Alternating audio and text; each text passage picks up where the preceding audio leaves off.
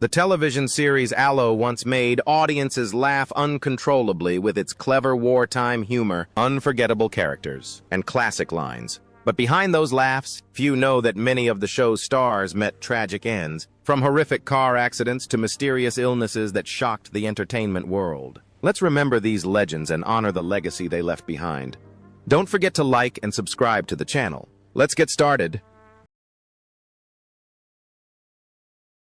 Gordon Kaye as René Artois. Gordon Kaye, born April 7, 1941, in Huddersfield, is a British actor best known for his role as René Artois, the cunning cafe owner entangled in endless love triangles in the classic comedy series Allo from 1982 to 1992.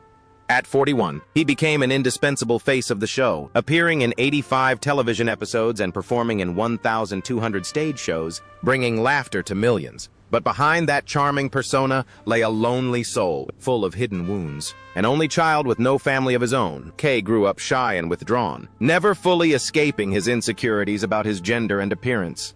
He had admitted to spending nights with male prostitutes in Soho bars, but was later tormented by shame and guilt. That feeling of captivity, as he wrote in his autobiography, René and I, transformed his real life into a silent stage, where no one could hear the sighs behind the curtain of comedy. Tragedy struck in 1990.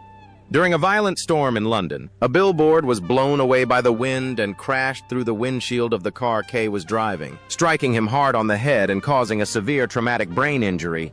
The accident nearly cost him his life. Although he survived, he was never the same again. Following emergency brain surgery, he suffered temporary amnesia and bore a long scar on his forehead, a fateful line that divided his life in two. Once a sought-after actor, he gradually faded from the screen, only occasionally taking on small roles in shows like Revolver and The Bullion Boys. But René's former glory had faded in his weary eyes. Kaye's losses were not limited to material possessions and career. He also fell into a state of mental isolation. He never married, had no children, and lived quietly in a small house in Knaresborough. As his loneliness deepened, he lost his motivation to pursue art and was unable to recover financially. Despite once being a national television icon, by the end of his life his entire fortune was less than £500,000, enough for a modest life, but far from befitting a British television legend. For the last 2 years of his life, Kaye lived in a nursing home due to dementia. From someone who once made the whole country laugh, he gradually faded into obscurity, even forgetting his past glory. He passed away peacefully on January 23, 2017, at the age of 75. At a simple funeral in Huddersfield, former co-stars like Vicky Michelle and Sue Hodge came to say goodbye. And the Yorkshire folk hymn Ilkla Morbot rang out, a sweet yet bitter farewell to the life of a quiet comedic actress. Carmen Silvera as Edith Artois. Carmen Silvera, born on June 2, 1922, in Canada, was a Spanish-born actress who became a beloved figure throughout Britain thanks to her unforgettable portrayal of Edith Artois, the sharp-witted, musically challenged wife in the classic comedy series Allo Allo. She first took on the role in 1982 at the age of 60 and remained with the show for a decade. Throughout that time, she helped make the character of Madame Edith a household name and an integral part of British television history. But behind the glamour of comedy and the applause, Carmen Silvera was a woman carrying a quiet sadness and personal losses. In 1949, while married to actor John Cunliffe, she suffered a heartbreaking miscarriage. Later, the couple divorced, and Silvera never remarried. She lived a childless life, dedicating all her love and passion to acting. In an interview, she once said, "I love the stage with all my heart, because I have nothing else besides it." Although her role in Allo brought her immense fame, it also became a double-edged sword. The role of Edith was so iconic, so deeply ingrained in the audience's minds, that Silvera felt trapped in it. Despite appearing in later works such as Waters of the Moon and La Passion, she still struggled to escape the image of the nagging, troublesome old wife. In her later years, she candidly shared her disappointment, saying that people no longer saw her as Carmen Silvera, the actress, but simply as Madame Edith. In the late 1990s, Silvera's health began to decline. She had smoked heavily for much of her life, and in 2001, she was diagnosed with lung cancer. Choosing a peaceful life over prolonged treatment, she declined chemotherapy and moved to Denville Hall, a nursing home for elderly artists. There, she spent her final days in quiet solitude, visited by a few loyal friends, including her former co-star from the film Allo, Gordon Kaye. Carmen Silvera died on August 3, 2002, at the age of 80. Her estate, estimated at around £1 million, included a modest London apartment and a collection of precious memorabilia from her long and dedicated career. Although she passed away peacefully, her legacy lives on, in every laugh, every scene, and every memory of Edith.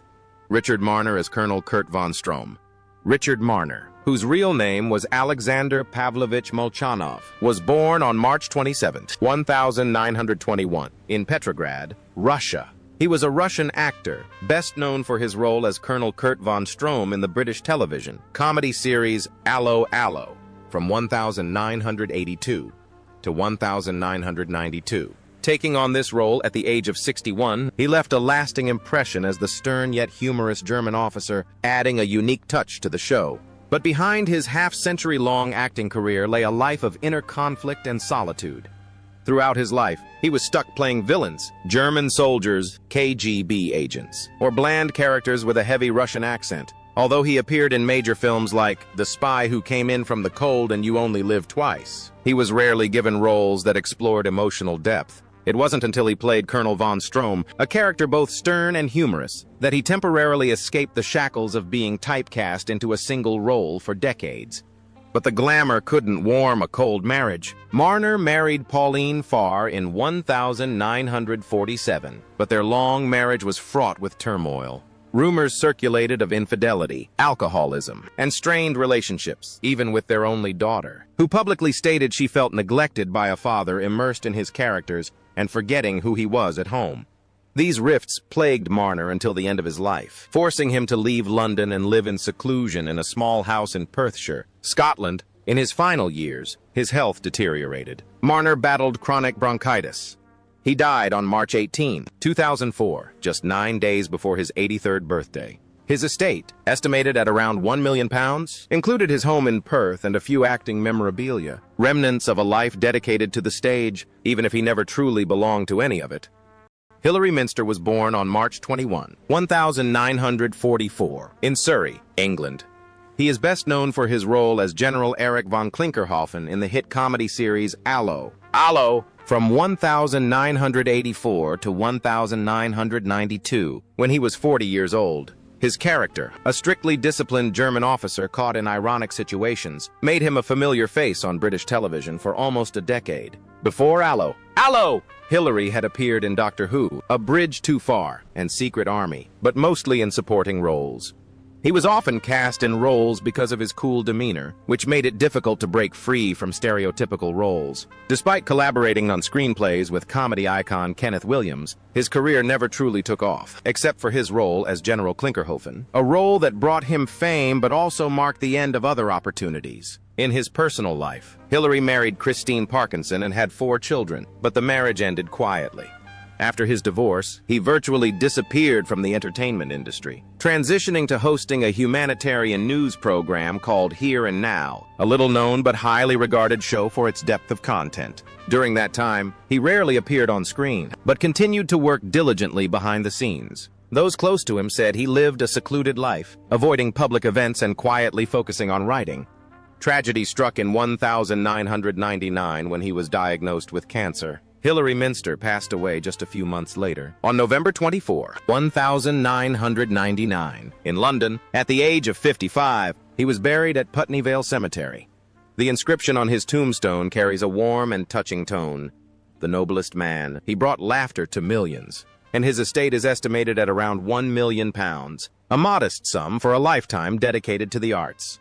Vicky Michelle as Yvette Carte Blanche. Vicky Michelle, whose real name is Michelle Vicky Nathan, was born on December 14, 1950, in Chigwell, Essex. She was only 32 years old when she took on the role of Yvette Carte Blanche, the seductive and infatuated waitress Renee in the BBC comedy series Allo Allo. Her performance, spanning 85 episodes from 1982 to 1992, made her a comedy icon. She also toured Europe and Australia with the show's cast, bringing laughter to millions. However, behind the glamorous image lay a life full of hardship. In 2015, Michelle was severely injured when a reality TV star threw a champagne glass at her during a live broadcast, causing a concussion, neck injury, and near blindness. The incident forced the show to stop airing and led to a police investigation. Michelle spent months recovering, after which she suffered from chronic tinnitus, a long-term consequence of the attack. Her personal life has also been turbulent. Although married to cinematographer Graham Fowler since 1974, their relationship has been the subject of constant speculation due to their prolonged silence in public. Michelle was once embroiled in a tense legal battle over royalties with the producers of the film Allo Allo in the late 1996, leading to a permanent rift with the creative team. The incident affected both her income and her standing in the television industry. However, Michelle remained resilient. She went on to star in major productions such as Dracula, Annie, and Salad Days, and received praise for her versatile acting abilities in both comedic and dramatic roles. Offstage, she became the director of the media company Trading Faces, working with stars like Charles Dance and Joanna Lumley, and has hosted a radio show on Phoenix FM since 2017. She is also dedicated to philanthropy, serving as a patron or ambassador for more than 10 organizations. When she turns 74 in 2025, Vicky Michelle has no plans to retire. She went on to work in television, the EastEnders series, radio, and theater, and remains a passionate advocate for victims of injustice and abuse, with an estimated net worth of around £3 million from royalties, real estate, and her business ventures. Michelle is not only an icon of comedic charm, but also a testament to resilience, self-renewal, and quiet strength in a harsh industry. Robin Parkinson as Ernest Leclerc. Christopher Robin Parkinson, born on October 25, 1929, in Coventry, England, took on the role of Monsieur Ernest Leclerc in the musical Allo from 1991 to 1992, at the age of 58, replacing Derek Royal after his death. His portrayal of a clumsy master of disguise loyal to the resistance made him a memorable part of the final acts of the production and helped him continue performing on West End stages and on a tour of Australia. However, Robin Parkinson's life was not as easygoing as the characters he portrayed. Despite a long and stable career, he was rumored to have clashed with a director on a major play, which allegedly led to him being quietly blacklisted by several television stations. While unproven, these rumors caused him to withdraw from major projects for a time.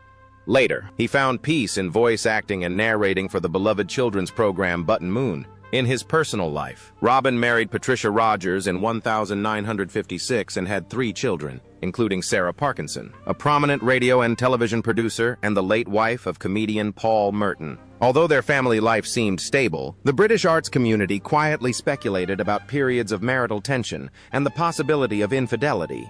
However, Parkinson was still widely regarded as a kind, calm, and extremely private person. Robin Parkinson died on May 7, 2022, in Kingston upon Thames at the age of 92. The cause of death was pneumonia, metastatic ureteral cancer, and acute renal failure. Until the end of his life, he lived in a large riverside house, filled with theatrical memorabilia. His estate was estimated at around £2 million, reflecting a life of quiet dedication and hard work. Jeremy Lloyd, also known as Wolfgang Jeremy Lloyd, a man who brought laughter to Britain but died in loneliness and financial hardship, was born on July 22, 1930, in Essex. At age 62, he appeared in Allo Allo as Wolfgang, a clumsy German officer, a small role in a complex personal journey. Behind that comedic role was a brilliant screenwriter, co-creator of Allo Allo, and the man behind the success of the popular sitcom Are You Being Served? Lloyd's childhood was marked by feelings of abandonment. His parents considered him a burden, sent him to live with his grandmother, and later withdrew him from private school, declaring that the boy would never amount to anything. That wound haunted him for life, driving him to constantly prove himself, starting with odd jobs like selling paint and working in retail. His experience on The Simpsons of Piccadilly later inspired the first episodes of Are You Being Served? But success never healed his emotional scars. His marriages also reflected that instability. His brief romance with actress Joanna Lumley, lasting only a few months, ended amidst rumors of infidelity and coldness. 3 other marriages also broke down due to disputes over children, jealousy, and deep emotional distance. Lloyd, famous for creating lovable, clumsy characters, was in fact portrayed as manipulative, emotionally detached, and fearful of intimacy. His tumultuous personal life has cast a dark shadow over his creative successes. One might think that fame would compensate for his arduous journey. Allo Allo became one of Britain's most beloved comedies and earned him the Order of the British Empire, OBE, in 2013. But offstage, things were bleak. Lloyd struggled financially due to his divorce, poor management, and mounting legal costs. When he died of pneumonia in London on December 23, 2014, at the age of 84, his estate was worth only £59,218, a bitter pill to swallow for someone who had once been at the pinnacle of British comedy. Kenneth Connor as Monsieur Alphonse. Kenneth Connor, born on June 6, 1918, in London, was one of Britain's most famous and enduring comedic actors. At age 66, he starred in the play Allo Allo as Monsieur Alphonse, a fragile-hearted funeral director who was infatuated with Madame Edith and often fainted from overwhelming emotion. This role, which lasted from 1984 to the early 1990s, brought audiences both laughter and sympathy. However, Connor's real life was far from as idyllic as the laughter he provided.